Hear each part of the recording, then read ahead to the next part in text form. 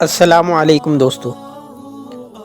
دوستو ہمارا سلسلہ خلفائے راشدین، جس میں ہم خلیفہ ثانی حضرت عمر فاروق رضی اللہ تعالی عنہ کی سیرت پڑھ رہے تھے،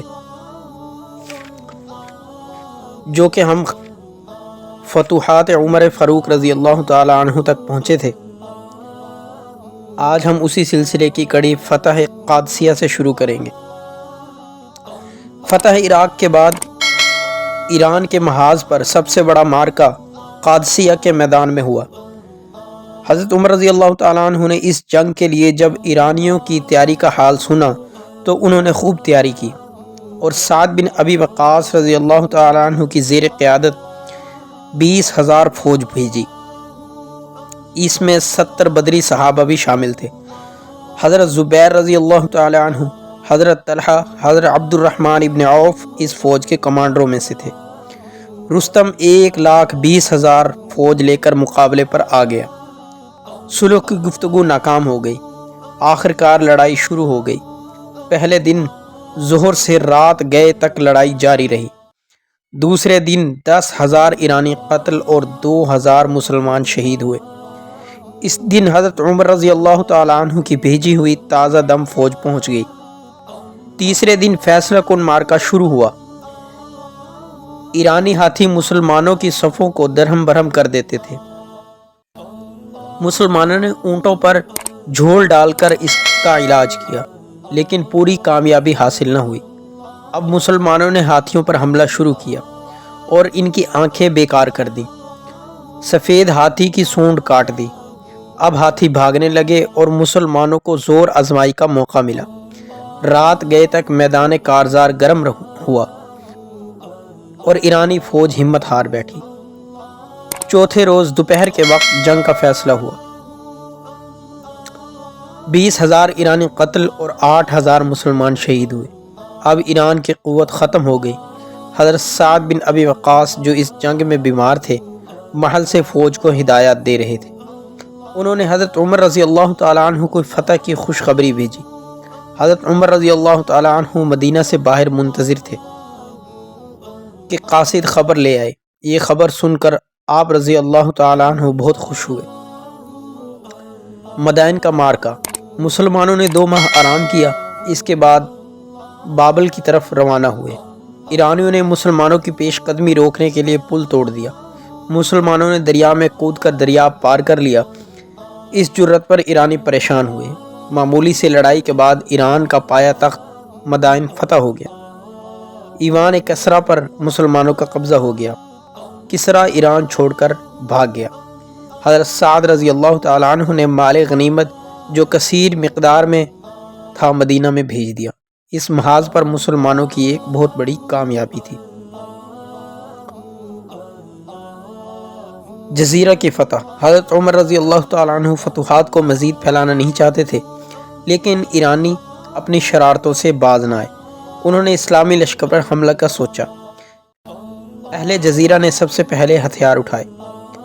جزیرہ اس آبادی کا نام ہے جو دریائے دجلہ اور فرات کے درمیان میں ہے۔ حضرت عمر رضی اللہ تعالیٰ عنہ نے عبداللہ رضی اللہ تعالیٰ عنہ کی قیادت میں 5,000 کا لشکر بھیجا۔ انہوں نے تکریت کا جو جزیرہ ابتدائی شہر ہے، آج کل موصل عراق سے 6 منزل پر ہے، محاصرہ کر لیا۔ عبداللہ رضی اللہ تعالیٰ عنہ نے غیر مسلم عربوں کو ساتھ ملا لیا جو مخالف لشکر کا حصہ تھے۔ عربوں کے ساتھ دن طے کر کے عبداللہ نے حملہ کیا۔ اس طرح ایرانی آگے سے مسلمانوں کے اور پیچھے سے غیر مسلم عربوں کے حملوں سے جنگ کی بازی ہار گئے۔ خوزستان کی فتح۔ یہ اس آبادی کا نام ہے جو عراق اور فارس کے درمیان واقع ہے۔ اس کے مشہور شہر کا نام حواز ہے۔ حضرت مغیرہ بن شعبہ رضی اللہ تعالی عنہ، عبداللہ بن جریر بجلی اور ابو موسیٰ اشعری کی قیادت میں وہاں فوج بھیجی گئی۔ کچھ وقت کے بعد پورا خوزستان مسلمانوں کے قبضہ میں آ گیا۔ یوں پورا خوزستان کی فتح مکمل ہوئی۔ جنگ نہاوند۔ یزدگرد نے ایران سے 1.5 لاکھ فوج جمع کر لی اور اس کو مروان شاہ کی قیادت میں نہاوند روانہ کیا۔ نعمان بن مقرن مسلمانوں کے سپہ سالار مقرر ہوئے۔ صلح کی بات چیت ناکام ہوگی۔ ایک خون ریز جنگ ہوئی۔ حضرت نعمان بن مقرن شہید ہو گئے۔ بعد میں ان کے بھائی نعیم رضی اللہ تعالیٰ عنہ نے فوج کی قیادت سنبھالی۔ 30,000 ایرانی مارے گئے۔ مسلمانوں کو فتح حاصل ہوئی۔ یزد گرد نہامن سے خراسان چلا گیا۔ حضرت عمر رضی اللہ تعالیٰ عنہ فتح سے بہت خوش ہوئے، مگر نعمان رضی اللہ تعالیٰ عنہ کی شہادت سے مغموم ہوئے۔ حضرت عمر رضی اللہ تعالیٰ عنہ کا قاتل فیروز اس جنگ میں گرفتار ہوا۔ اس محاذ پر مسلمانوں کی ایک بہت بڑی کامیابی تھی۔ حضرت عمر رضی اللہ تعالیٰ عنہ نے آگے نہیں بڑھنا چاہتے تھے اور فرماتے تھے کاش ہمارے اور فارس کے درمیان آگ کا پہاڑ ہوتا، تاکہ نہ وہ ہم پر حملہ کر سکتے اور نہ ہم ان پر چڑھ سکتے۔ ایرانی اسلامی مقبوضات میں بغاوتیں کراتے تھے۔ حضرت عمر رضی اللہ تعالیٰ عنہ نے اکابر صحابہ سے اس صورتحال کا علاج پوچھا تو انہوں نے کہا یزد گرد جب تک ایران سے نہیں نکلے گا ایسا ہوتا رہے گا۔ اس پہ حضرت عمر رضی اللہ تعالیٰ عنہ نے لشکر کشی کا پروگرام بنایا اور یہ علاقے فتح ہوئے۔ اصفہان 21 ہجری، ریب 22 ہجری، تبرستان 22 ہجری، آذربائیجان 22 ہجری، آرمینیا 22 ہجری، کرمان 23 ہجری، سیستان 23 ہجری، مکران 23 ہجری، خراسان 23 ہجری۔ ان علاقوں کی فتح کے ساتھ ہی ایران پر مکمل قبضہ ہو گیا۔ اس کے بعد آگے فتوحات شام کا سلسلہ شروع ہوا۔ عراقی فتوحات کے ساتھ ساتھ شام کا محاذ بھی گرم رہا۔ حضرت ابوبکر صدیق رضی اللہ تعالیٰ عنہ کی وفات کے وقت دمشق کا محاصرہ جاری تھا۔ اب فتوحات کا سلسلہ دور فاروقی سے دوبارہ شروع ہو گیا۔ دمشق پر قبضہ۔ دمشق شام کا دارالحکومت اور دنیا کا قدیم و تاریخی شہر تھا۔ مسلمانوں نے اس کا مکمل محاصرہ کر رکھا تھا۔ محاصرہ 17 روز جاری رہا۔ اسی دوران پادری شہر کے بیٹے کی پیدائش کی خوشی میں محافل رقص و سرور منعقد ہوئیں۔ حضرت خالد بن ولید رضی اللہ تعالیٰ عنہ نے موقع سے فائدہ اٹھایا۔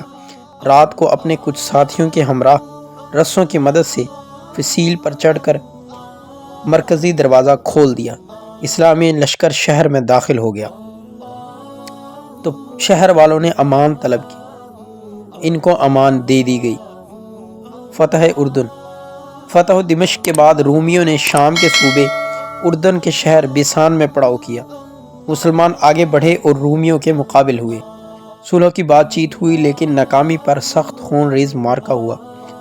رومیوں کی شکست کے بعد اردن کا پورا صوبہ مسلمانوں کے تحت آ گیا اور آج ایک مکمل ملک دنیا میں موجود ہے۔